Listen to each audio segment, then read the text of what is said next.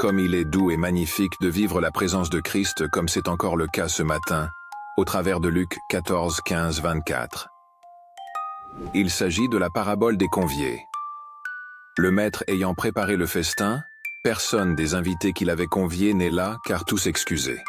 Il est obligé de faire avec ceux sur qui il comptèrent le moins. Et c'est la raison pour laquelle il est très irrité, car il n'y a rien de plus douloureux que de convier les gens et ne pas les voir le jour de l'invitation. Et si tous ces excusés ont été conviés par ce maître, c'est pour dire que ce sont des personnes qui comptaient beaucoup pour lui. Mais hélas, ainsi va aussi la foi. Les gens de l'intérieur pourront répondre absents au banquet divin, pendant que ce sont les gens de l'extérieur qui sauveront finalement les meubles. Chrétiens de l'intérieur, seriez-vous au banquet divin? Imaginez que vous avez votre fête et ceux sur qui vous comptiez ne viennent pas. Attention de manquer au banquet divin. C'est exaltant mais en même temps terne d'écouter ce texte sous cet angle. Ceux sur qui le maître comptait, ceux à qui il avait adressé l'invitation l'ont déçu. Finalement, ce sont ceux qui ne comptaient pas qui ont sauvé sa fête.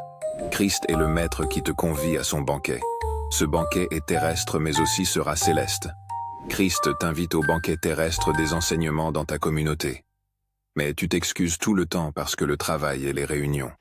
Christ t'invite au banquet terrestre des prières communautaires et des prières matinales de ta communauté. Mais tu es tout le temps occupé par le sommeil et la consultation de tes réseaux sociaux. Quelle honte! Christ t'invite au banquet terrestre de l'évangélisation qu'organise ta communauté. Mais où tu? Occupé est à des activités ludiques et lucratives qui pouvaient pourtant t'attendre. Christ t'invite au banquet de service de Sainte Seine qu'il programme dans ta communauté très souvent, mais tu es absent car très occupé par tes activités de notabilité au village. Combien de fois Christ nous a conviés mais n'a pu jouir que de notre absence? Combien de fois l'avions-nous déçu? Dans tous les cas, il nous prévient de quelque chose.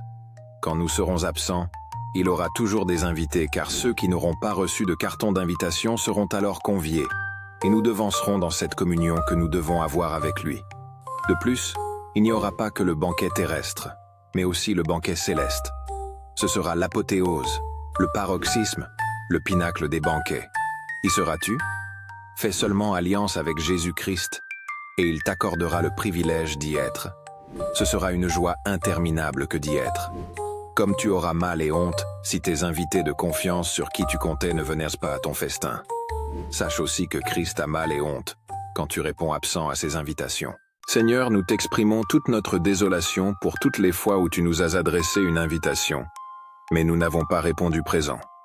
Nous confessons que nous avons trop souvent répondu absent aux enseignements, aux prières, aux évangélisations, aux multiples programmes alors que tu nous y attendais.